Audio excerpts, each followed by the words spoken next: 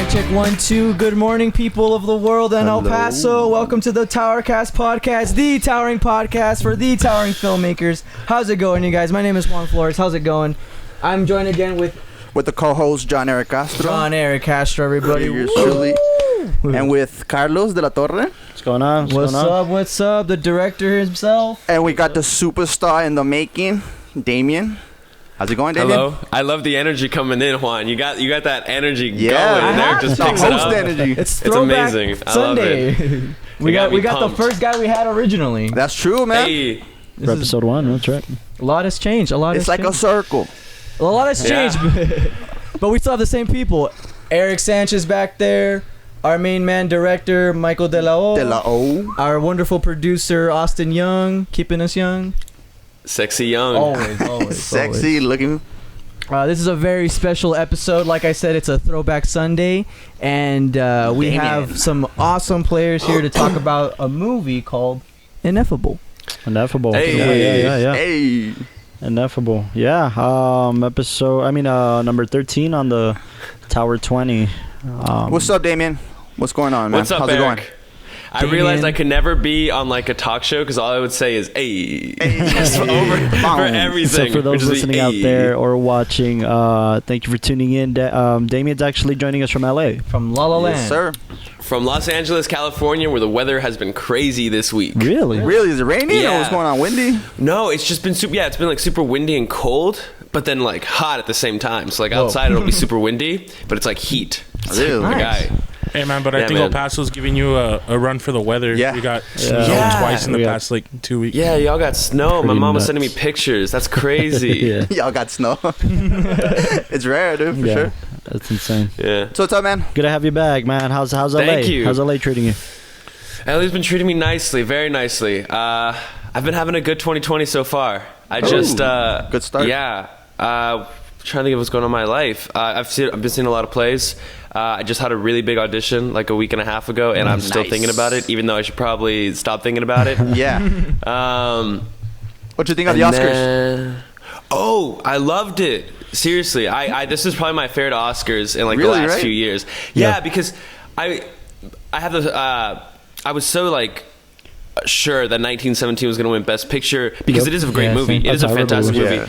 But like also because of the fact it's old white men loving their like old white men war movies. Right. So when Parasite won, I was like, oh my god, like it's more than well deserved, like more than well deserved. But I was just happy that like a film that wasn't so much as bait or like the traditional kind of Oscar winner won. Yeah. And it just, I don't know, it made me really happy. Oh, and the opening number with Janelle Monáe was amazing. cool. That was actually cool. I loved cool that. number. Yeah. But yeah. Oh, and then I want to know what are your guys' thoughts on the Eminem performance? Because I actually enjoyed it. I liked the just Eminem talking about performance. it. Yeah, I loved it. It was Yeah. it was a little off, I guess. I loved it. I think. But Yeah. It's Eminem. It's Eminem. You know what I mean? It's just Yeah. that Martin Scorsese. I know. I think it was. It was out of nowhere, but Yeah. I liked the that song. was Like the I cool love thing that song. about It's it. like such like middle school. You know what I Yeah. mean? So when that started playing, I was like, yeah. Yeah, that's because he never performed it at the Oscars, right? No, so he Yeah. won that Oscar 17 years before he actually performed. So he had never performed it at the Oscars. And that was the whole special moment behind And it. what did you think of Joaquin Phoenix's speech? Oh, I actually really loved Joaquin Phoenix's speech. I love that. My favorite picture right now is him going to Monty's Good Burger. If you don't know Monty's, I saw that. Yeah. Monty's is my favorite restaurant here in LA. It's a plant-based burger joint. Ooh. It's amazing. Yeah, I saw that. Okay. And that's like He the was with first his place wife, Joaquin with Rooney, Phoenix right? went to after his win. He like With his ate, girl, it's like a right? picture of him With Rooney and his Mara. girl eating Monty's after his win. It's so classic, yeah. So good, but I loved his speech. It was very Joaquin, but I think it got to the point. Renee Zellweger's speech is what threw me for a loop. I had no idea what she was talking about, but I love her. She's a joy. So like acting. Fantastic. And she's from Texas, man, so we got to give her some Yeah. love.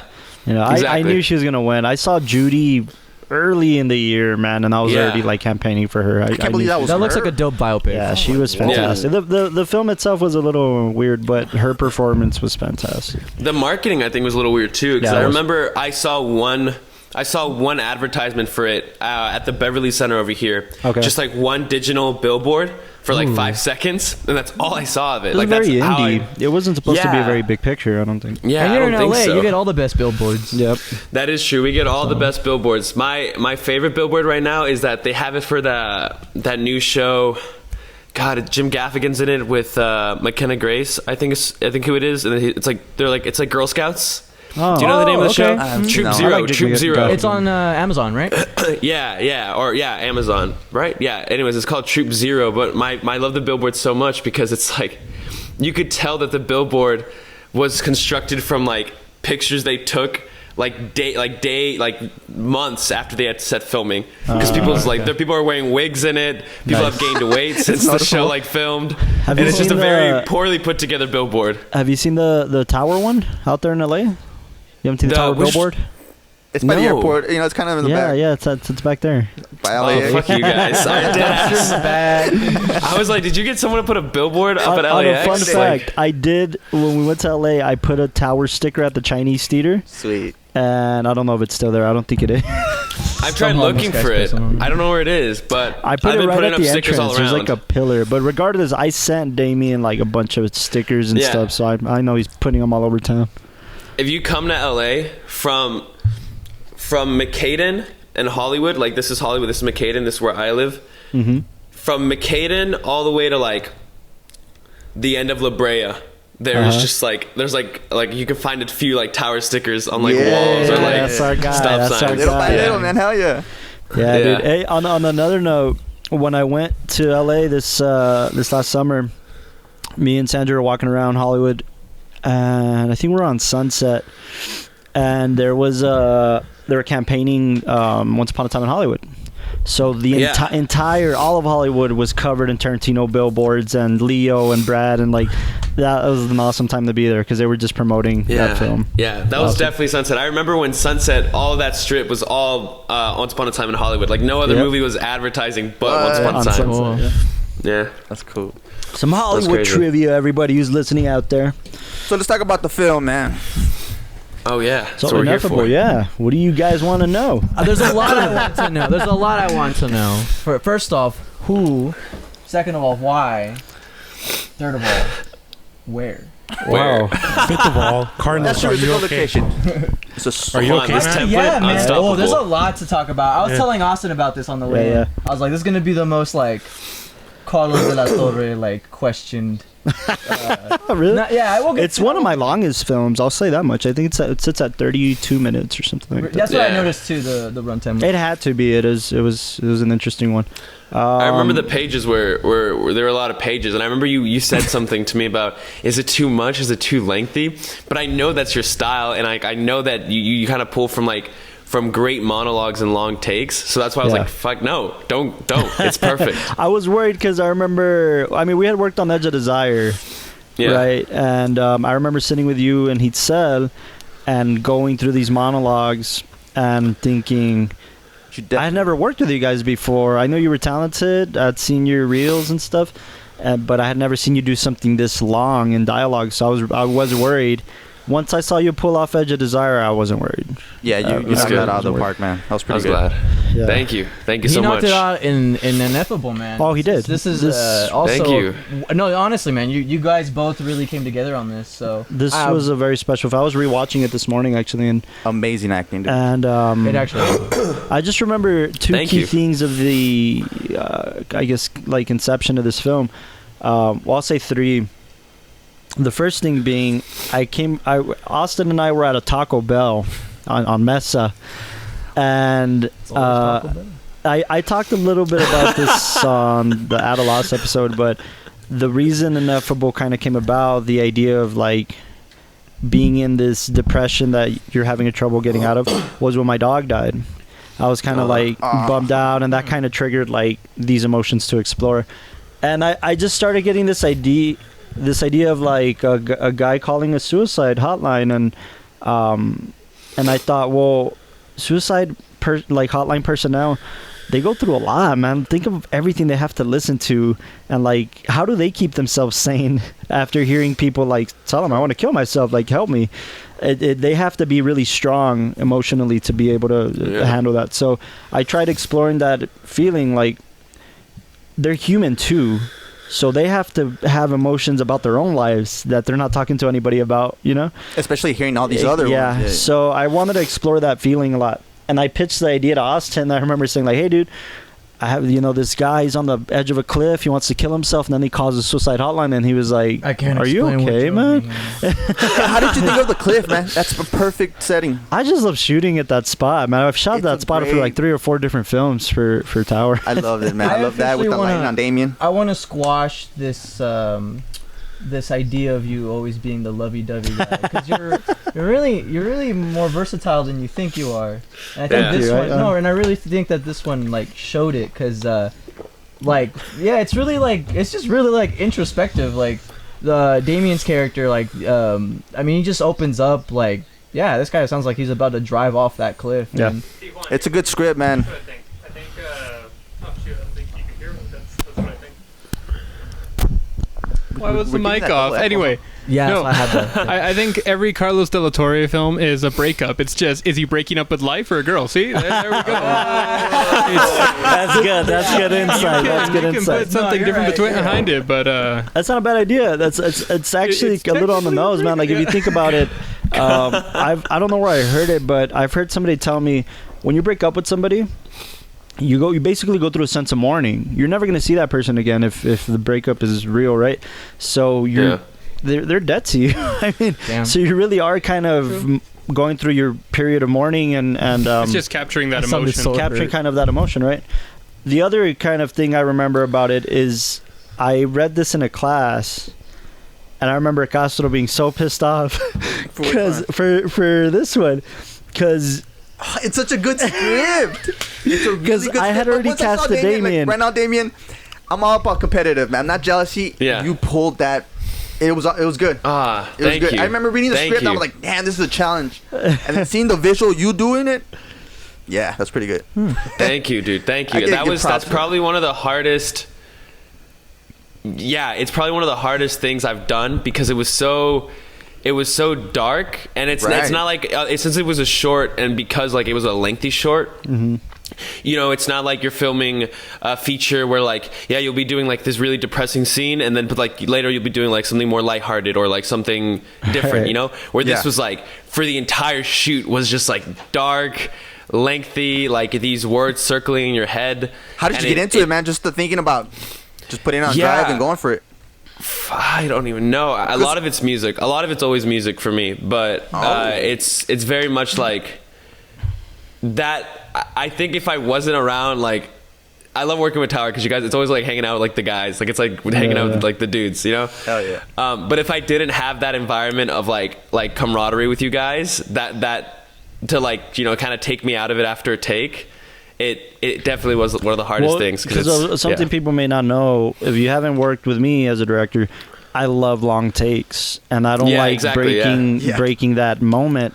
Especially in something so emotional like this, where we were on location. We didn't do this in a green screen. We didn't do this in the studio. We're on location on this cliff, beautiful view, but you're not focused on this beautiful view. You're focused on what this guy's gonna do, right? So these long takes mean so much to me for moments like this, and you have to be on it for 10-minute takes, whatever. That's what I wanted to ask. What were you thinking, man? Because the whole film, we all think you're about to put it on drive. Yeah. And just gun it. Yeah. I think. So what were you thinking, man? Yeah. Well, no. I think it's like. I guess since you got the script, right? What was your mentality about this whole project? Yeah, man. Well, I remember when. Okay, so I love it because this whole Oliver trilogy, because it reminds me of like the Before trilogy, which is like, I love it. Richard Linklater, yeah. But it was very interesting because I think in Edge of Desire, right, both films, well, all three of them revolve around loss.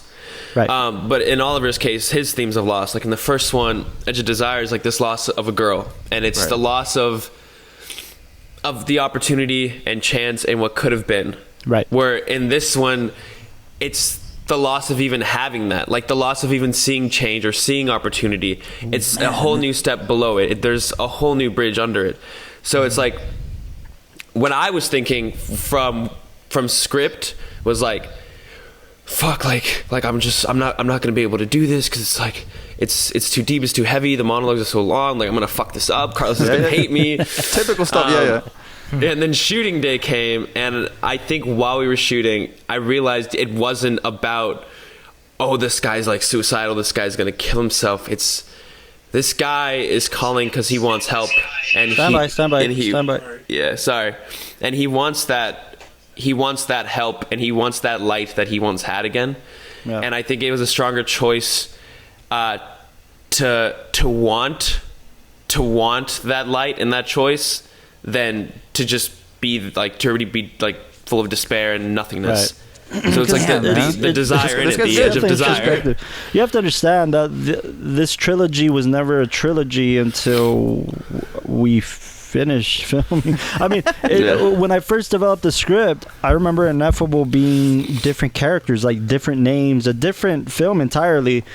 And then I thought, well, no, you know what? We started talking about the trilogy and started bringing it to Damian's attention, and somebody along the lines, once we finished the trilogy, was like, you should cut it into a feature. I just remember this. I remember, you can find this picture on our website too, but I'll have Austin cut it into the video if you're watching this. If you're not watching this and you're only listening, there's a really cool picture of me and Damian on set.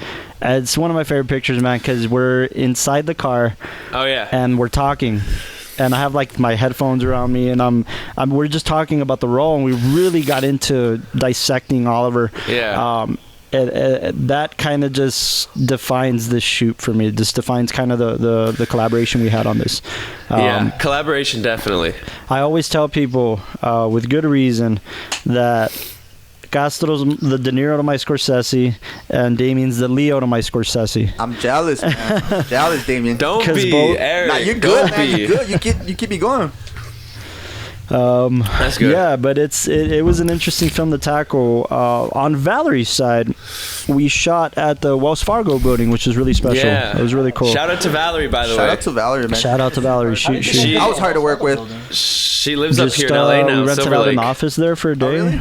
Say hello to her. Yeah, she's out in LA too. So yeah, we hang out a lot. Oh, do you really? Yeah, she's dope. Well, obviously you guys know she's dope. You hung out with her, so yeah, she's cool, man. Shout out to her. Tell her we missed her on the cast. We've been trying to get her on, but our schedules never seem to work out. Yeah, she's busy. Yeah, but that's awesome that she's out there and she's chasing the dream, man. That's what it's all about. Yeah. But yeah, Valerie, on her side, we had one day to record at the Wells Fargo building, all of her entire thing. I could be wrong, but all of Damian's scenes, right, or scene, and all of Valerie's scenes were recorded one day each. We had one day on location. So one night for Damian, at least, we started when the sun went down, so that we can keep consistent with lighting. And it was pretty intense, man. We had a relatively small crew. I remember Austin and Michael were freaking out because we were on the edge of a cliff. Oh, and Damian decided to go walk around the cliff. And Austin's like, please get away from the cliff. We had all our safety precautions, man. Like, we had studs holding the wheels of the car so that the car wouldn't roll out. I had to be nervous because look at Damian. He's got the pretty boy face. That's right. That like Aso says, that's the moneymaker. We can't lose the moneymakers. Yeah. I've learned that I'm the person on sets where not like that I wander, but I'm always like near the danger. Like I'm always like hey, you want to get away from that? And I'm like, no, I'm chilling. Like I'm enjoying the danger. That's how Damian's saying. How do you shoot this thing? How do you? Yeah, but no, I remember it was a very pleasant experience. It was a deep story to get into. Really good story. We were actually talking about this yesterday, Austin and Eric and I, because I just wrote in the script, and it's short, and I kind of turned it into them. We started talking about this idea. And they ask me every time I turn in the script, they're like, so who is this? Like, what girl was this in your past, And it's not like, no, it's not always about it being autobiographical. However, Ineffable, but it's to my the way I describe it is it's exploring a feeling that I've felt before. Yeah, exactly. And that's what Ineffable is exploring the feeling of loss.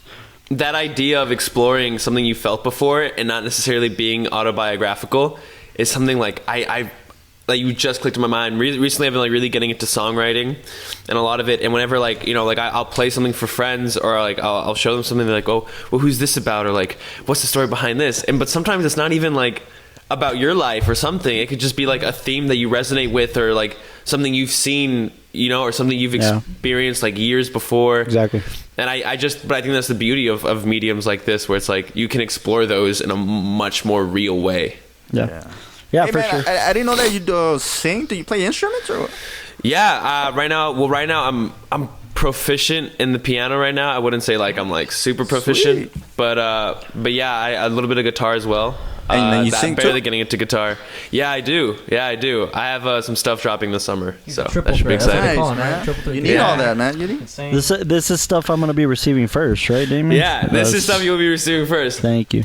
I can't say much, and Damien can't either. We're Austin's looking at us, but we're working on a very, very, very special project together. That Very excited. I've been working on for some years, man, and I'm really excited to get into this with Damien. Can't say what it is, but it's gonna be really special, man. I see Castro over there. His blood's fuming just because. No, he knows Castro. Damien again. Nah, man. Eric is a boss, my guy. Eric can do it. Eric is a boss. You too, man. Eric and Damien just worked on something together. Yeah, we have something. We just did Dirt City, my guy. Yeah, man. Dirt City. Shout out to that's Desert another People, film man. where it was really depressing. When did it happen? I want to see you two. June, all of June. It's not out yet. All of June, the summer. Oh, okay. Yeah. It's a feature film done here in El Paso by Desert People. Mark Martinez directed this. I have seen those pictures. And I'm not at liberty to talk about anything else because it's not our film, you know. So we'll wait for Mark to get on the podcast. We're inviting him on the podcast pretty soon. So I think we're gonna have to reach out to Mark to see if we can even see the name of the film. They've been promoting it. It's been on Instagram. I'd love to come on and talk about it too. Sounds really valid. Yeah, it's been on Instagram. It's been on his, and it's been on Damien's. So it's out there. I think the Film Commission actually just posted something about it too. Mm-hmm. So stay tuned for that. Stay tuned for Dirt City, man. It's a good project. I can't wait to see you two together in the scene either. You know. Yeah, I pistol whip somebody. Oh no, Eric, dude. All right, no, I don't want to. Never mind. We can't talk about it. But that was hilarious. Yeah, man. Imagine Bobby De Niro and Leo in a scene together. Like you see them in like a short film called The Audition on YouTube. Yeah. Oh man, I gotta put you two together in something too. That's what it is. I know, Carlos. Yes. Why haven't you? Immediately. I will. Yeah, but going back to Ineffable, man. It was a pleasant experience. Like I said, Valerie's scenes were really, really fun to do. And any hiccups, man? Very intense. Didn't know your lines, so you didn't want to. Well, there was Carlos being a little too. No. Carlos is always a joy to work with. I think the one thing is like I know how close this Oliver character was to Carlos, like personally to him. Yeah, sure. And so like from all the way from Edge of Desire to like finishing Ineffable, I had that like worry of like disappointing Carlos. Yes, but I have that too. But yeah, exactly. No, but I think the only hiccup for me was that I think Damian I learned. followed me around for like 24 hours. What? Yeah. He showered with me. He slept with me. He like was trying to. No, I'm kidding. I learned to pee totally like him. But how to wipe for you? Oh no. Yeah. Jesus. No, but I remember. I think the hardest part, what I learned about that was like not necessarily to like save your best for like your close-ups, but just to remember like where things really matter. Because I remember like during like the master, I remember me and Austin were talking about that during the master. Like I'd have tears, but then when we got to the close-up, I had already like expended everything, so I was like, fuck, like okay. But it was dope. Like it was fine. Like I've really learned these past 2 years. I'm in my last semester of drama school, but I've learned recently that scenes that it's, you know, crying isn't really like you need to do it or you like really need it, but it's more of just like it's nice, but if it's real enough and if it's authentic enough, it transcends the screen either way. Yeah. Hey, that's gold. I remember talking to Valerie about that because Valerie had a really hard time crying for a scene and tearing up and stuff, and And I remember talking to her about it. Like, I don't need it. If you can do it, cool. But I don't need it for your character. I just need your character to convince me that she's going through the same thing he's going through. And that's how they connect. And she pulled it off, man. Because you're absolutely right. As long as props to Valerie, you can connect with this character on a personal level, man, that's all I care about. That's all that matters, I could care less about how good the performance is on these cues for this reason. I care about the audience relating to this story. And you guys pulled that off, man. This is your deepest script. You think that's why I love this script, man? I think so. Because but Damian definitely pulled it. With the last two films, Poster Girl, well, it was There's Still Time and Poster Girl. No, Poster Girl is Michael's. But regardless, like just in terms of the Tower 20. Okay, yeah, I got you. Yeah, I've always said it, like, you see the growth just start to really roll. To the point where, like, at the beginning of this film, like, you guys even shout out your... It was almost like an album like transition. You know what I'm talking about? Yeah. Like, man, they've done this, they've done westerns. The one that really opened my eyes was I remember reading that in the script. Yeah. Shout out to Mike Tipton, man. Mike Tipton did the voiceover for the radio guy, and then you did the religious one, didn't you? Yeah. You got time. I had to throw myself in there. No, I think just somebody dropped out. And we needed a voice, and I was like, well, I guess I'll do it. I know what I want. I gotta give you mad props, dude, because the writing really stuck with. It's gonna sound weird. I'm not depressed anybody, but it really stuck. Don't worry, they thought I was too. No, it's all good. It really struck a chord with me. Yeah, because I was like, wow, like this one. I'd never seen this one. I don't know, like why I just didn't. It's long, man. Most people just kind of skip over. I've seen most of the Tower films, but this is the first time I've seen Ineffable, and I gotta say, man, just from the structure of it, the cinematography. I'm not who did the cinematography on this one. Eric. Oh, Eric. Okay. There's this really cool shot where, like, I don't know if this was intentional or not, but I saw it. Where, like, we pull up to the car that Damian's in. It's one of my favorite shots. And then, as we go into the conversation, and at the very end, we leave it. Yeah. And I was like, ooh. That was intentional. Entirely intentional. And I know how they did that. I know, right? What was the... Yeah, what was the genius of actually, remember we did the dolly in and the dolly out. And I remember I was, like, adamant on it. We need to get these shots. Yeah. We were on rocks, man. Like, it was gravel. And we're on a little snip. No, but there was rocks and gravel, and there was very bad terrain, and we had to devise a way to set our track and dolly on that. Okay. So I think that was the toughest part. But as far as the shots, Eric, like, I don't know. I mean, there's behind the scenes photos of Eric inside the car with getting Damian's coverage, and he's like cramped in the. Yeah. It's a Mustang with so the cars. It was my dad's Mustang, and it's Mustang interiors are stupid tiny, man. So he was in there with the camera and the shoulder rig, and he's like kind of just. I don't know if you want to talk about. Were you snugging in with lights? Because the car was lit itself, right? How did you guys light the? They had like two lights. I think one in the back. Well, no, just the one in the front. One in the back seat and one in front. Yeah, we had. And I just put the seat down all the way down, and I was what do you call it? Facing the opposite way, so I'm like in the where you put your feet in the car, and I'm just kind of laying there with the camera all like cramped up. Mm-hmm. That was great. Yeah. I also love like a lot of the because look, I think that with your films, there's always like a piece of it in you, of course. Sure. With this one, just me watching it, I felt like this was just your heart. Like, I really felt like this one was just like your rawness, like the views that you've ever been from what I've seen so far. I really explored the ability to. This is where I fell in love with. Or where I knew that for the rest of my life, I was going to want to make films that are dialogue heavy, that are going to be intriguing. Because that's the challenge, right? Is if you're just going to have a long 32-minute film with two people talking, who cares? Mm-hmm. Until you make them care. And this is the film that taught me a lot about how to do that. And I couldn't do that without the performance. What about Edge of Desire? Yeah. Well, Edge of Desire wasn't as long. And though you're Shout right. out to Sandy for reading the lines with me. Oh yeah. Yeah. Yeah, I mean, she was a script supervisor on this. Yeah. Yeah. So yeah, that was like solidifying, I guess. Like Edge of Desire was me playing with it and seeing, is this gonna work out? Are people gonna care about this? As I talked about before, I had like people from all over message me on Facebook saying like, dude, I connected with this, or they'd message Damian with Edge of Desire, and we got a similar reception with Ineffable.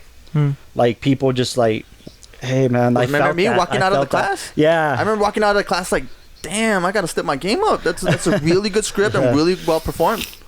I remember. As for a lot of the Tower 20 films, I was doing my undergrad at UTEP, and a lot of these projects were for classes. This one included. I wrote the script for but this a class. one was special because of our professor. She was... Yeah, Acosta. No, so I kind of pitched it in Acosta's class, but I wrote this for Ramon Villa's class, media script writing. Oh, okay. But you showed it in... No, I showed Edge of Desire in Acosta's. I think. Okay, yeah. I think, or maybe I showed both. No, it was Edge of Desire. That's the one that I knew that you had. Yeah. No, but I remember you reading the script too. The script. So, kind of just talk about the script. We went into a script writing class, and I wrote this long ass script. I think the max was 15 pages, and I went 30 or whatever it was. And they'd always get pissed off at me for going over. But Via. I remember going into VS class hearing mixed things about him. Either people love him or people hate him. It's true, right? And he's just the type of person, man, that if you don't take your craft seriously, he's not going to take you seriously. Yeah. And that's what I learned about him. So when I took this script, I expected him to tear me apart, because this whole class of media script writing was about tearing each other's scripts apart. We read them in class, we get notes, we tear them apart. And I read mine out loud, and I had 2 people give me some very bad backlash, like on suicide and on these themes. And I had an individual, they'll all remain nameless, I still see them around, and this individual was like, not doing shit. Spoilers, if you haven't seen it, go see it, then come back to the podcast. Why are you watching this if you haven't seen it? Yeah. Again, why do I always have to reiterate, why are you watching this if you haven't seen it? Well, just a reminder, spoilers, right? So Damian doesn't kill himself, or Oliver doesn't kill himself. What? He hasn't got it? No. But I remember in the script reading, one individual was like, no, he needs to kill himself. He has to kill himself. He has to die, and it's going to be better that way. And I remember Via defending me like, no. Oh. What are you talking about? Yeah. You crazy. But it would mess up with the structure of it. Yes, entirely. Because I remember when I was watching it, I was like, in my head, I'm always like, oh, how is Carlos gonna, or just you guys in general, where are you guys, where are you going with this? Because you go into the conversation with Damian's character, and you honestly, man, you're convinced he is gonna drive off the cliff. Yeah. Like, there's no like positives for him. Like, his ex is having a baby, and he's just looking at it like, oh my gosh, and just looking at it. No, like, he's got it in his hand. Like, he's just like, oh my god, there's no reason to like continue. He like, has the baby in his hand. Damian nailed it on the head pretty good when he said that, And the thing I like about it, props to the actress Valerie, because you almost have this like yin and yang dynamic where this guy, obviously, we know it that he's not always been that depressed, but he's at his lowest point. But then you have the Valerie character, who like is just this ray of sunshine. Who, I mean, almost like that's how you want. I've never had to call those lines before, so I wouldn't know. But I would. It's funny that you say that. On that note, I did a lot of research. I called the suicide hotline. I talked to the organization. If you notice at the end, we also put a little, like, if you need help, please call this number. I asked for their permission to use all that information. If anybody ever gave you shit for that theme, like, well, because this is a good... It's funny that you say that, because my professor, Via, he was the one that taught me or showed me that. I didn't realize this. To me, Oliver was the main... To me, Oliver was the main character, and we need a root for him, right? But he pointed out to me that Valerie's character is actually the hero, and I didn't. That those dots didn't connect to me. What do you mean? Yeah, so Via pointed out that the hero is Valerie, and we're rooting for her to get him out of this hole. Yeah. When I was writing it, I was rooting for Damian's character. I was rooting for Oliver to figure it out, to get out of this hole.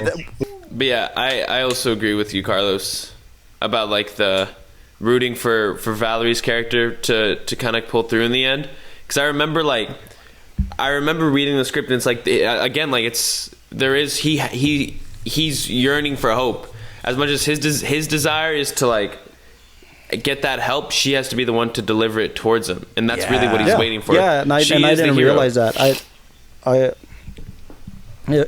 Both of you are. That's the beauty of it. That's where I saw it. That's where I saw this connection is. She's helping you get out of this immediate hole where you're gonna kill yourself, but you're helping her get some closure and move on from this tragic thing she went through, right? And not a loss. Yeah. So that's the beauty that I found in the connection, and that's what I was aiming for. Eric's favorite line in the entire film, Eric Sanchez, is the special moment at the end where they both say it's ineffable, right? What do you think about that, Eric? How do you like that line? How do you like them apples? No comments for this podcast. I'll tell you afterwards. Right. No, but somebody actually in class was like, "Nah, I don't buy it. I don't buy that last line. It's too cheesy. I don't buy it." And Via came in and said, "No, it's poetics." Yeah. Those were his exact words. It's poetics. It needs to be in there. It ties it up beautifully. And I didn't think Via was gonna defend me, dude. I always thought the guy didn't like me. Yeah. Because I'm weird, man. I tend to get in fights with professors on things I don't agree with. You don't stay quiet. Yeah. Yeah. A lot of people. A lot of students just don't say anything. I challenge my professors, like, all right, you're a film professor and I love film, and if we're not going to be on the same page about something, you have to prove to me why I should believe you. I remember one time you got mad at him because he doesn't like flashbacks. Yeah, he doesn't like flashbacks. Okay. That's right. Well, one thing that I think, if we have a way to show this, next to Carlos is this giant wall. Maybe we shouldn't because there's stuff that might get... We can't... Okay, good. We'll probably pan one of the cameras. This man structures his stories, so like that's why I keep giving props to this movie for having such a good arc, because the same way you believe this guy is going to kill himself, or because you're just convinced he's going to kill himself, by the time that Valerie, her character convinces Damian's character to like not do it, it's earned. Like it's not like they just... It feels like a good reward, right? Yeah. It feels rewarding. A good reward. Yeah, especially because then you tie it into Edge of Desire when he's, listening to his records and you sort of get it where it's like, oh, this guy brought out or this girl brought out the passionate things he's, in love with that remind him that, hey, life's not so bad. Exactly. So that's the point. That's the foundation of them connecting, is they relate on a personal level, not just with the troubles they're going through, with the stuff they love, which is blues music, right? And I love that. I think I made Damian listen to so much blues music during the course of these 3 films. Yeah. I still listen to the songs on that playlist. That's awesome, dude. That's awesome. Oh. Yeah. But it's interesting to see 2 characters that you're rooting for and you fall in love with, even if they don't have a happy ending, but at least there's some resolution. There's something that's worked out for their lives. Mm-hmm. Yeah, but I loved shooting that scene, man. I loved shooting the scene with you 2 together on the cliff and you 2 enjoying the view, and that's how you first connected. And I just loved everything about this film, man. I don't know if I've ever asked, probably in the first episode, but I'll ask it again because I would love to hear the answer again. What's your guys' dynamic like on set? I've never met this man in the flesh. I've only seen him in video form. But what the heck? Because you guys live up to the name of, the Leo to the Scorsese. Like, that's not something you guys just say to butter yourselves up. No, like, that's actually something I see on screen. Yeah, there's a good dynamic between us. I'll tell you mine. I'll tell you my version, and then I'll see how Damian says, no, I'm wrong. He's wrong. It's all about this. But when I work with Castro, when I work with Damian, I've had people tell me straight up, on a straight up note, yeah, you've done 10 films and half of them are with Castro and the other half are with Damian. Like, why don't you work with new people? Because I know them. I know their strengths. I know that they can play these characters. I know they're strange, or what? Strengths. Oh. Your strengths. I know they're strange. You're also very strange, but that's on a separate note. I'm a little weird. That's part of the guys. It's good. But I know that they can pull this off, and even if I haven't seen them pull it off before on another film or what have you, I know them. I know their capabilities. I know their capacities, and if they trust me enough, I know they can get there. I know I can get that performance I want out of them. That's true. But they have to trust me, and I have to trust that these are the guys to do the job. In this case, with Damian's dynamic, I'm never nervous when Damian's on set on actors. And we're both of them, but in this case with Damian, when Damian's on set, I don't have to worry about lines being forgotten. I don't have to worry about the cadence of the dialogue because he knows what I want. He knows what marks I want to hit, where he needs to be more. We need more, we need less, and we need subtleties. I don't have to worry about that. And then when we're on set, all I have to worry about is you guys coming to me and saying, hey, I'm going to do it these 3 different ways. Tell me which one you like. And that's such a joy for a director, man. Like, okay, I'm going to do it 10 different ways within the range that you like, the range of your vision. Tell me which one of these 10 you like. It's the joy for a director to have that.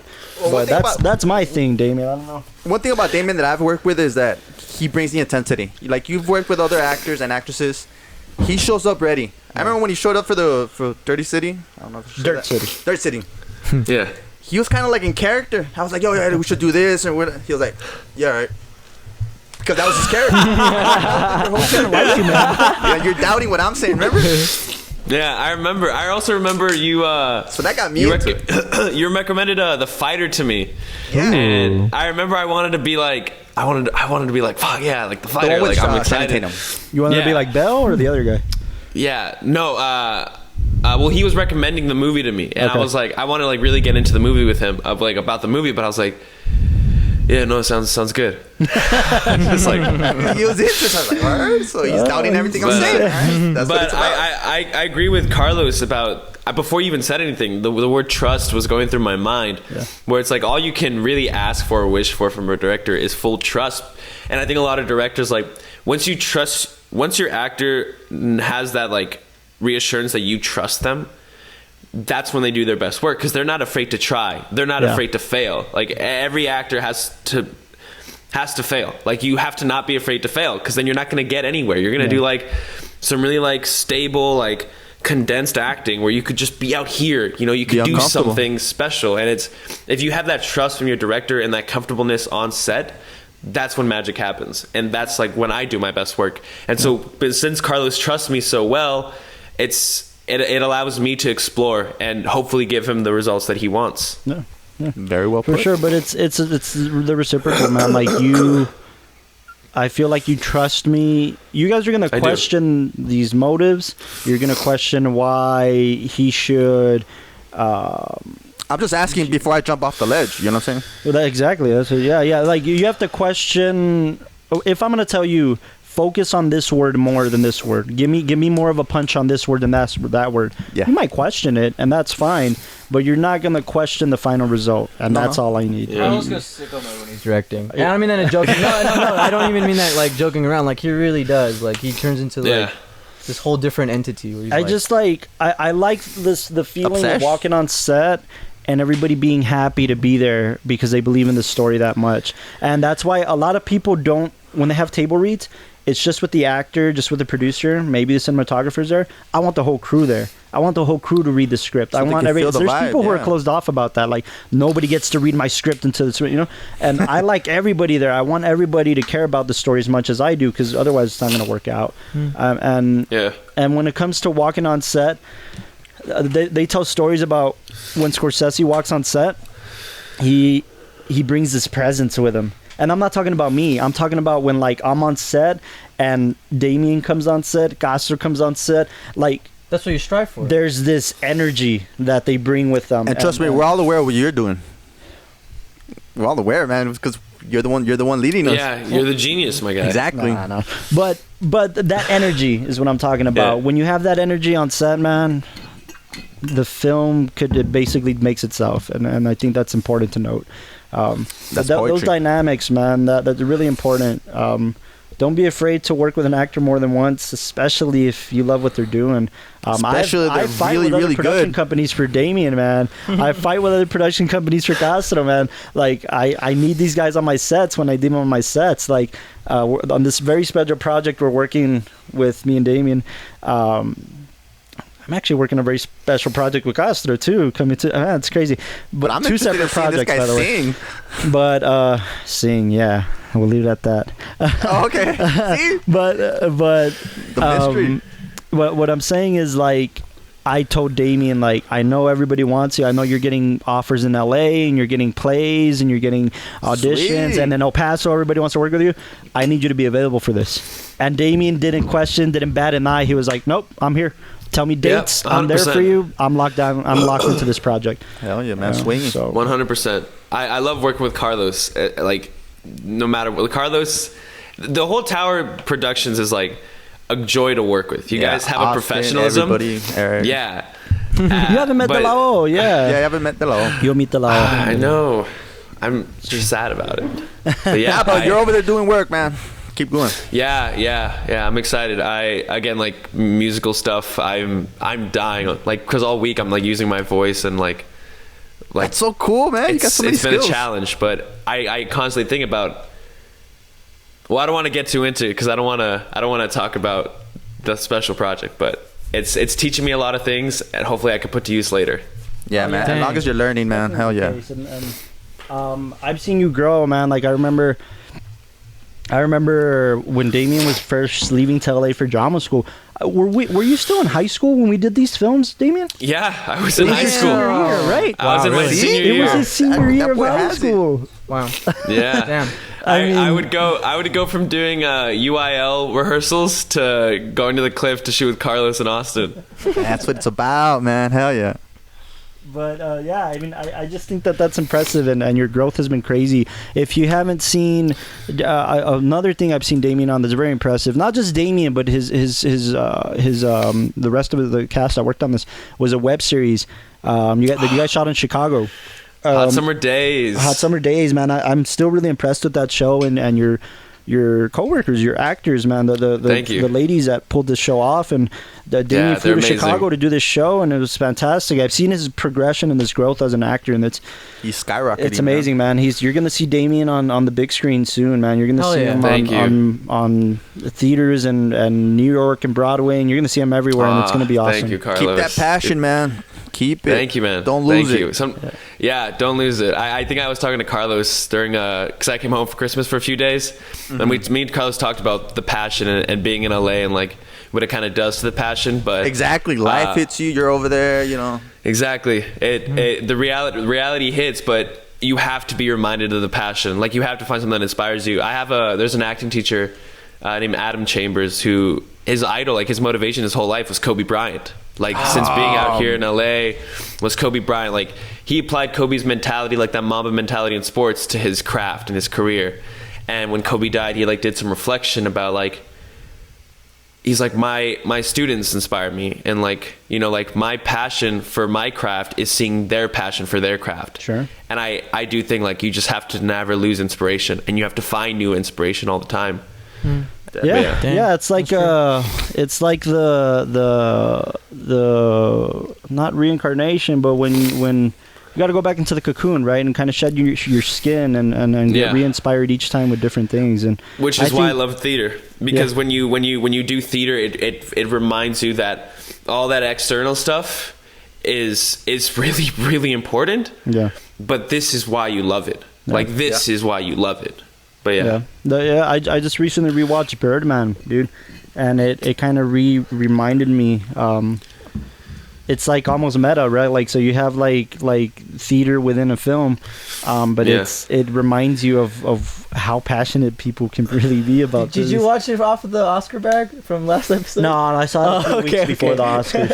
I just needed to rewatch it because I'm studying Chivo cinematography for this new picture I'm working on, and oh shit! You did watch it from your Oscar bag. Yeah, right. To him, it's not there anymore. You took it with you. Oh yeah. It's in his. Where are my Alfred Hitchcock food stamps? They're gone. Food stamps.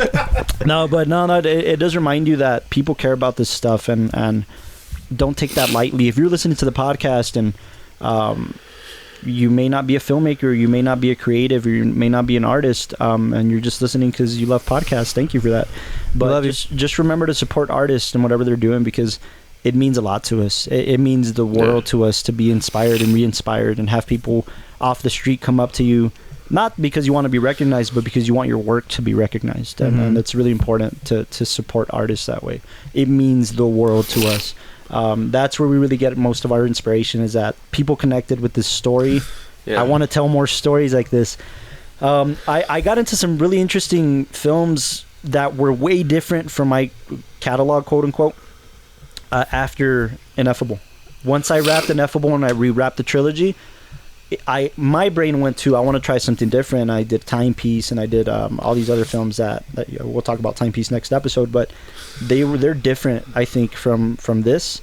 And I miss that feeling, and I'm revisiting the feelings that I like. I'm revisiting the principles I used on this trilogy in my new films. Sweet. And I'm really excited about that. I'm excited to make films that people connect with again, and that's kind of the. I speak as a fan, but I think any actor would be lucky to work with you because you never write stock like characters. Yeah. Like there's never a character in your films. Like they all serve a purpose. They're either for comedic relief or like to add to the overall like theme of the whole like show. But your characters are always like gasping for air. Like they're either that's a great way to play, like, bro. Like it's almost like the characters themselves know. It's almost like the characters themselves know that like they only have like. Oh my gosh. It's Eric's gasping. No, but it's almost as if your characters are aware that like they only have those 30 minutes to live and they're just venting. And in this one it's the most apparent because obviously this guy's just spilling his guts out. Sure. But I mean, yeah, I appreciate that. I mean, I like to explore that feeling because who hasn't gone through that in their own way? Who hasn't gone through no, you're perfect. He's already you're right. sunshine. That's true. Who hasn't gone through not finding it out and then realizing now there is one?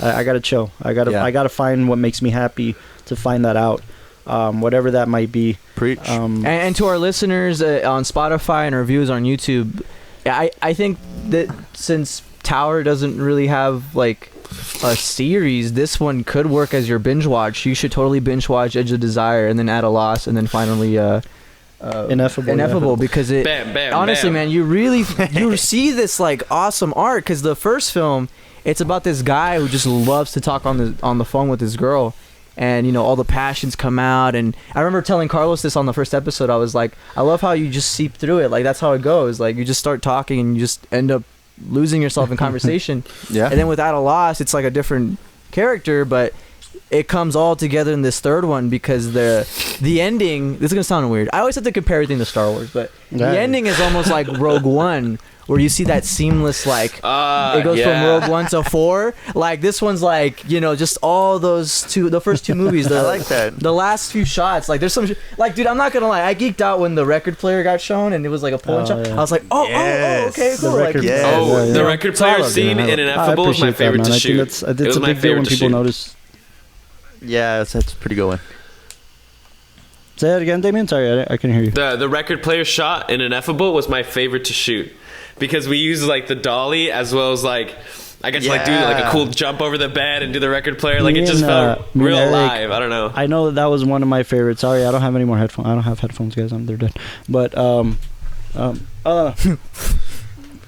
this one's good. Why do you have an Android in your ear? Right.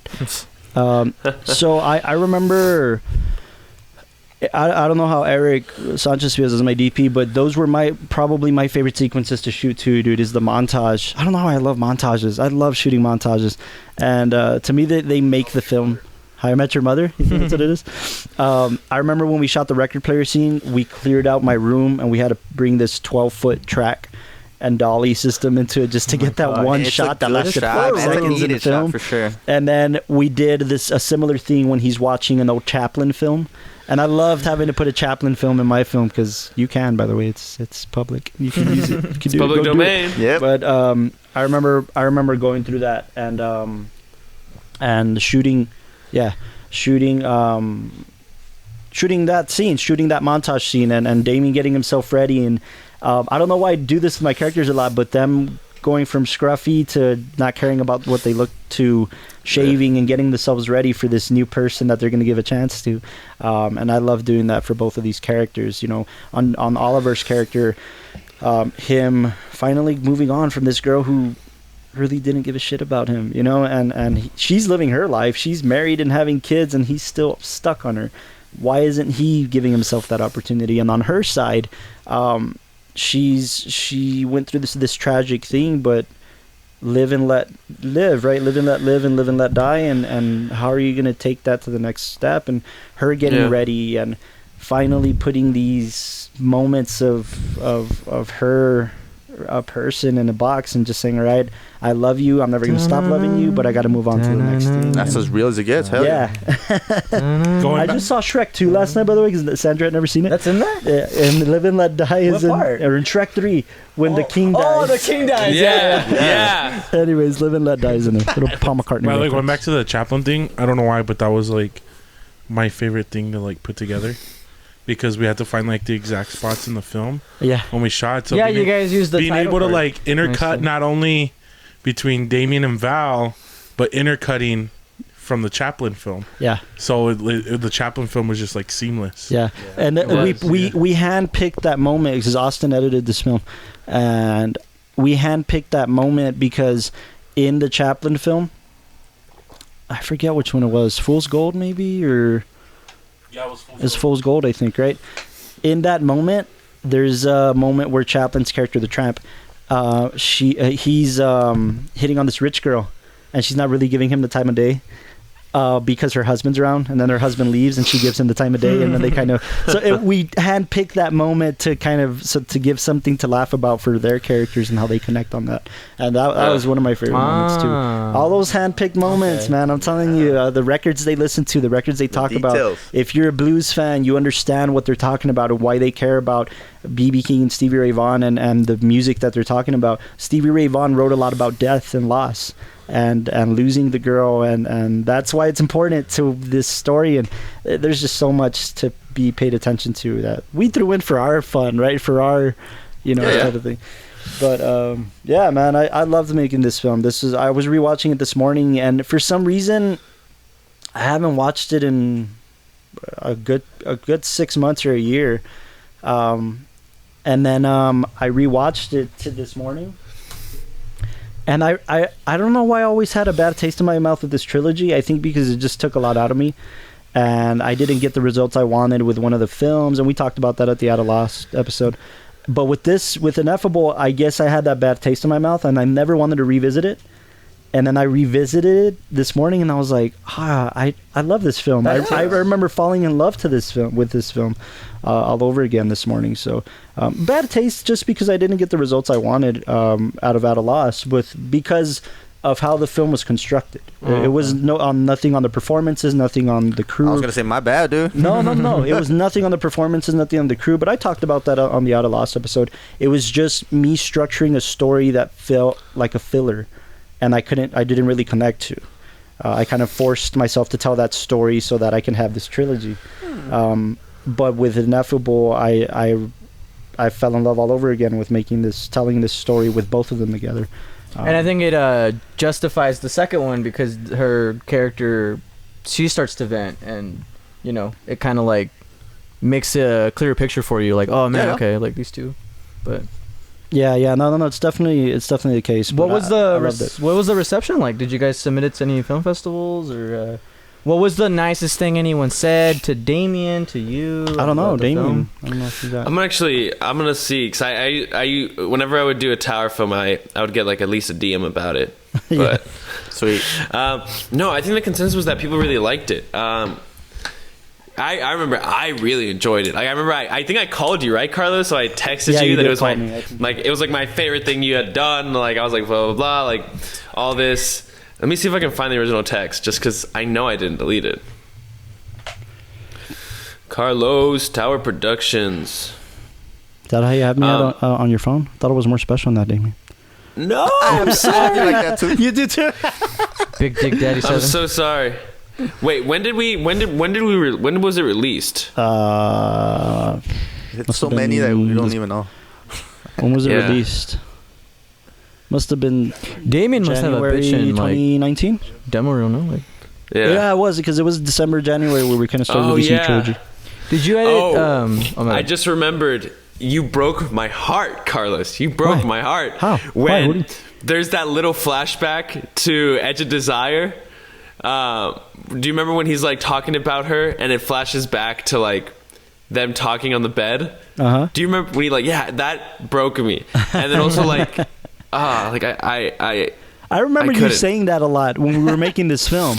Like through the script and through like the editing, you were like, "You're breaking my heart, Carlos. You're breaking my heart." That's good, though. Yeah. My first text after I saw the film was, "Ah, you bitch." The flashbacks to Edge of Desire hurt me because I love little callbacks like that. Yeah.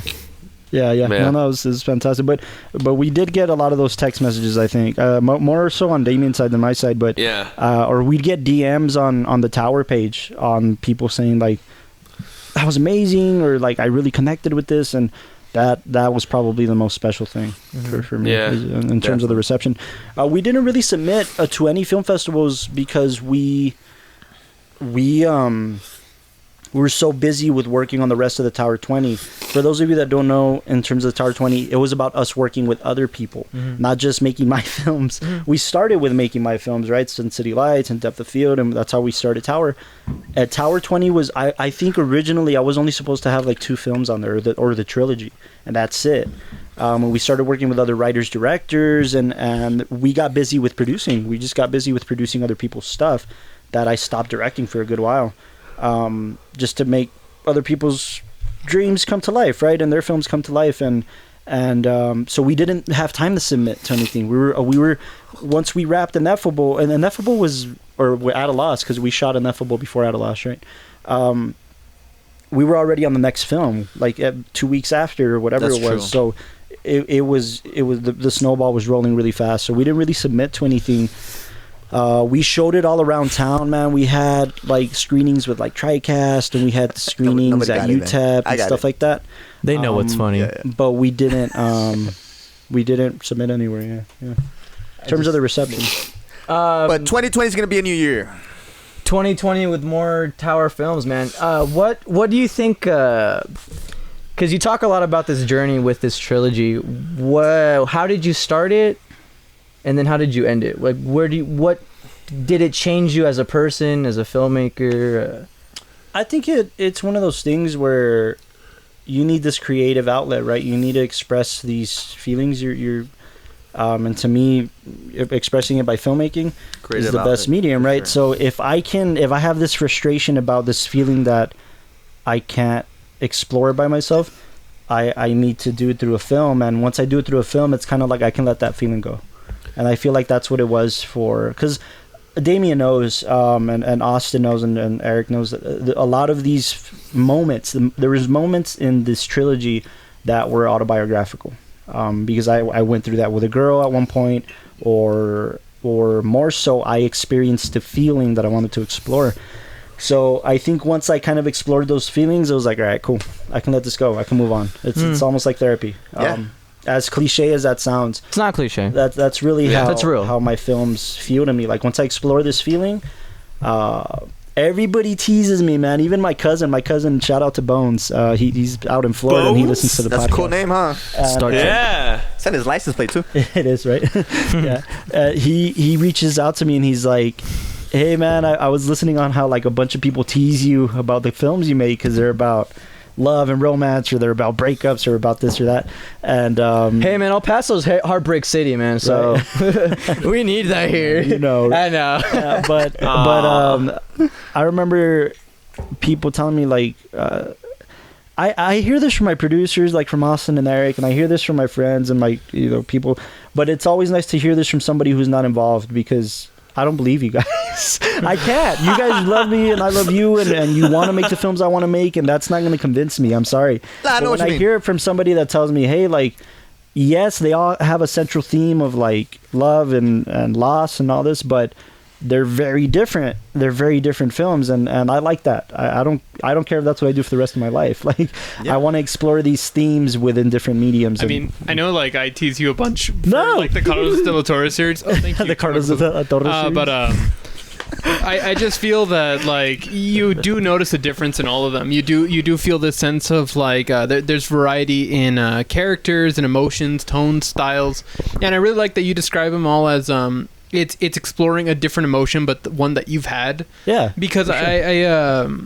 know it's kind of weird, but like when I was hearing about when they were making was it Inside Out? Yeah, the one little like emotions and all that. Yeah. Originally, they were trying to be accurate and say like, well, let's cover all the emotions that people have, and there's like hundreds that you can list of like different individual feelings that somebody obtains. And originally they had like this idea where all the characters were going to be in like a room, and there's going to be like hundreds, and I thought like that's impossible. Like you can't really list all the emotions that people like kind of have and go through. And I feel like through music and through film, through artworks, we're able to explore those things that sometimes we're at a can't express. At a loss of words for trying to explain. So I feel like each of your films, they might deal with a similar subject matter, but it's never the same feeling. You know, it's always something. And I appreciate that, because that's always my goal. Ineffable. Would you say that we're getting to the beak of the rooster? Oh, that was reaching, Carlos. That was reaching. That was reaching. Yeah, that was reaching. Is that what reaching? You know what? I appreciate you guys saying that, because it really is what I try to do. And this is the last thing I'll say about this. But De Niro, when they were making The Irishman, or when The Irishman was first presented to Scorsese, De Niro came and brought the project to Marty. And Marty says, the reason I made this film is because of the emotion I saw in Bob's eyes. And that's the person that has to connect first with the story. Is if Damian didn't connect with the story, if Austin didn't connect with the story, nice. If whoever was involved in the picture wasn't involved with the story, didn't relate to it, I wouldn't have cared to make it. But because I saw it in Damian's eyes, like, oh no, man, I need to do this. We need to do this. We need to bring this picture together. I saw it in Austin's eyes, and that kicks it all off. So, I don't know if you want to elaborate on that, Damian, but if you didn't have the same passion for the story that I did, it wouldn't have happened. Yeah, I definitely have that same passion, especially I think more so for this one than Edge of Desire. Oh yeah. Because I think it's a very important story, and it does have a very I don't want to get all PSA, but like a very important message to it. Sure. Where it's there is always help. There is someone who's like there to listen. That was a challenge. That was a challenge for us not to make this into a PSA. You remember we talked about it. We don't want this movie to be a cheesy it doesn't come PSA. That's not the goal. Yeah. I loved the messages behind it, and I wouldn't have agreed to do it if I didn't see the passion you had for it either. I needed to know that we both had that that drive to really make it the best it could be. And in regards to Juan's question about how you started and how you ended, or what was the question, Juan? It was how you started versus how you ended? Yes. Like, how did you go into it, and then what did you take away from it? Like, what's the biggest change you felt? I think because when everything I've started, I have to think of Edge of Desire. I think when I started, that's pretty cool. When I started, I had shorter hair, but no, when I started, it was more like heartbreak, and it was more of somebody who was like, he had the person that was like, he thought was for him, but it didn't work out. Yeah. And that's heartbreaking. Yeah. And then how I ended was like, our lives aren't defined by like one person or by like, one time in our life. Life is a long time. Like that's a lifetime good way to put is it, a man. long time. So I began it with this idea that like, that's deep. Love is everything. Like relationships are the purpose in life, blah, blah, blah. But I ended it with, there's people all around us that can bring us joy and happiness, and we just have to find it, and they can help us. Emergency line. Almost said hotline. Yeah, for sure. Yikes. Imagine that though. Imagine you calling a suicide hotline, and then you find the love of your life. Like you bond with them, or even if it's not a love thing, you just bond with somebody. Oh, also I started the project without listening to any blues, and then by the end it was like I had 3 playlists of blues. Awesome. Most of it was SRV, but yeah. That's my guy. I think what I just took away from this is that when you allow your actors to enter your world, like they get involved with it too. As long as they're willing to enter it with me. If they're entering it with, this is just another gig, or this is just another thing for my reel, we're not going to connect, man, and it's just going to be a job. And I'd rather you not do it at that point. But when you're going to enter this world with me and deep dive with me, let's do it, man. I'm all for it. I'm going to put just as much work at it as you are, if not more. Yeah. And that's the point. Yeah, but. Damian, real quick, my last questions for the day. What's a new piece of advice you would give to inspiring actors that maybe you learned from this project, or where you stand right now being in LA and such? New. I don't remember what I said last time, but I'm gonna hit you up over there, man. You better. I want to get brunch. I want to get brunch to Eric. Yeah, for sure. But new advice. I think last time I said something about like like listening or something. Yes, you did. But I guess right now, when you're in LA right now, what advice? I think recently my life has gone from, not my life, but like my thought process has kind of shifted a little bit to like business and like living out here. You have to be open. Don't be an asshole. Don't be an asshole. Be in open. LA, everybody's an asshole. I've got like out here, like if someone offers you something, like I mean, there is like things you shouldn't take. Like if there's like a van that pulls up, it's like, hey man, you want to like meet this girl? I'm like, but like rain check. I mean, like no, but I mean, like I've met dudes and I've seen dudes who like there are people that will come to them with like passion in their eyes. That's that passion like of a story they want to tell, and they're like, do you want to do it? And he's like, no, I don't. It's not good for my reel, or like, oh, it's not my type, or it's like, it's not my brand, which I understand to it as an extent, but like, those are the projects you want. Those projects where like people are completely passionate about it, they're putting their whole entire being in it. Magic happens. Magic's gonna happen, even if it's shot on like an iPhone or it's like some shitty thing.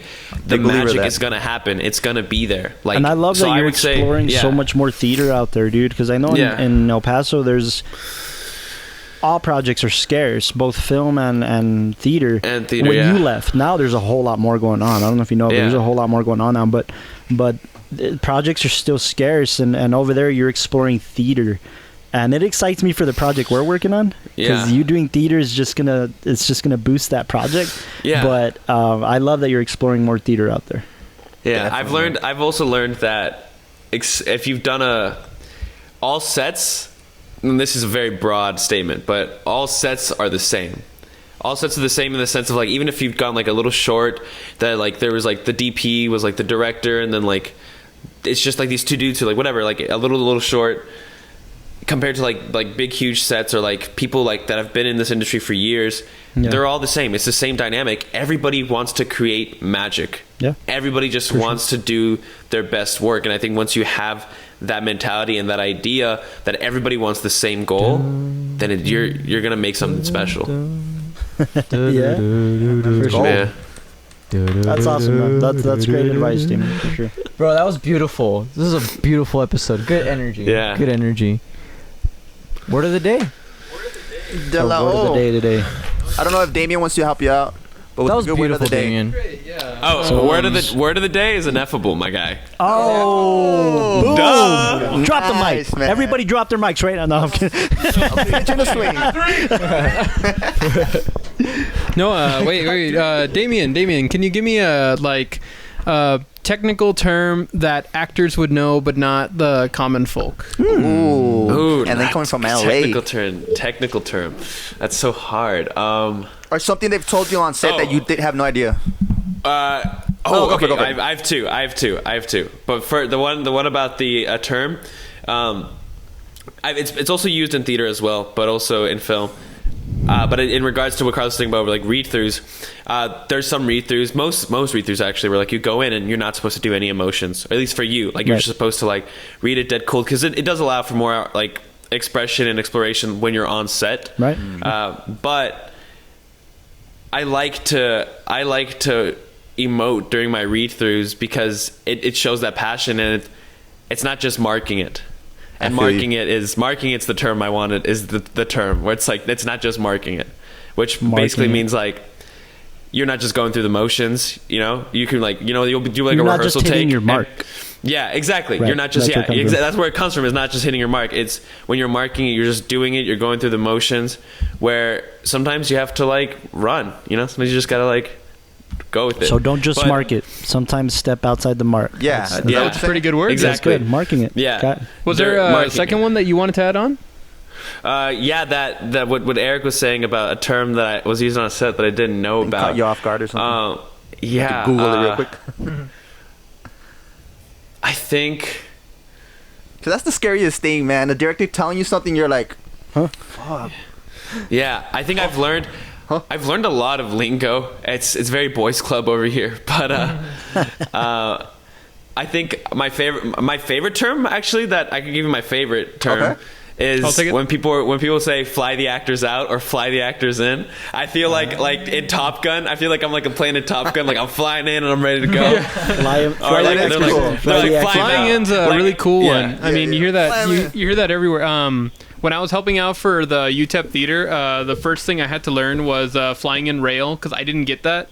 Flying in rail for theater is when they need to fly in one of the rails that's holding up like a curtain or a backdrop or something like that. But if you don't know that, there's a giant steel beam coming from somewhere you don't know, and you just hope you're not under it. And I didn't know. Stuff, man. And I was like, I wonder if they're gonna go to the airport to pick up the beam, or I wonder what's oh my god, I was so stupid. I honestly thought like some guys were gonna bring in a rail, and I'm like, where are they coming from? How big is the rail? That's why word of the day is important. That's why word of the day is important. So if you're in theater, rail, look up. If you're anywhere else, I still look up. I really don't know. Yeah. Awesome, man. Awesome. That's awesome. Good work. Thank you, Damian. Thank you, Good Damian. stuff, Damian. No problem. Thank you. From our performances, from our actors, this is time. That beautiful. There's still time. That beautiful fucking like insanery you were going through.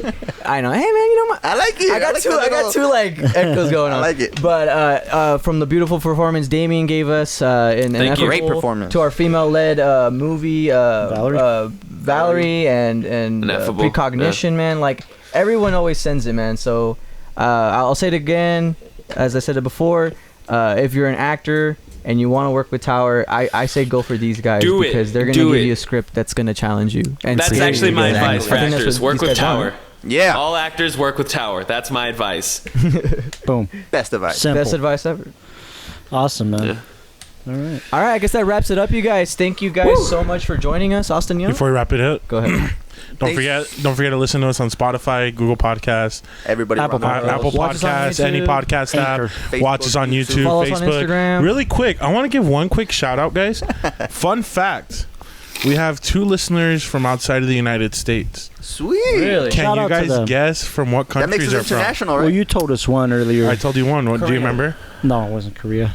Yeah, one of them is Mexico. to the TowerCast. I'm gonna go home and get drunk and watch Tower. Director Bong. Well, I showed you told us Cambodia. But I can give a hint. We have our listener from Cambodia. So one is from Cambodia. Okay, here's the hint. They're probably just trying to log into our account. If one country had to be called the upside down, what would it be? Australia? Russia. Yeah. Oh, So we have listeners in Australia. Is it because their toilets flush the opposite way? Is that what you're calling it? They actually, I know that. That's a fact I know about. So yeah, shout out to our listener in Australia. Shout out to our listener in Cambodia. We don't know who you are, but please comment on our post or comment so that we know who you are. Let us know who you are. Shout out to Damian. Shout out to Yo, Damian. Superstar thank on you so Instagram. much. Yes, at the Damian Alonso. I wish it was less pretentious, but Damian Alonso is taken. He's got the blue check mark right next to him. The description. No, but also Damian's been pushing our stuff out there in LA, man, and we appreciate him for it. There's no words to tell you how grateful we are that we get listeners and we get people watching our films and interested in our projects, all because you're over here like, hey, you guys got to look out for Tower, and we appreciate that. Look at Eric being a cinematographer. I saw that. That was cool. Thank you guys so much. Go ahead. Sorry, last thing to put in. Just remember that every podcast comes out audio on Tuesdays and video on Thursdays. So just always keep a lookout for that. And keep us in check. And Damian, don't lose your passion, man. We love that about you. Any parting words? Any parting words for you from LA? Thank you for having me. Fools who dream. Anything follow me on related, Instagram. Yeah, thank you for having me. Follow me on Instagram and look out for Dirt City coming this summer. Yes. Appreciate that. That about wrap things up for us here at the TowerCast podcast. Is it Martin Scorsese or Scorsese? We'll never know. Keep writing. Scorsese, we will know. Keep writing your scripts. Keep loving your craft, and don't forget to watch a good movie every now and then, and a bad one too. Bad ones, you can learn a lot from bad ones. But watch Batman and Robin this weekend. How about that? That's a good one. And Ineffable too. All right, thank you guys. Thank you guys so much, and we'll see you on the next one. Keep it rolling.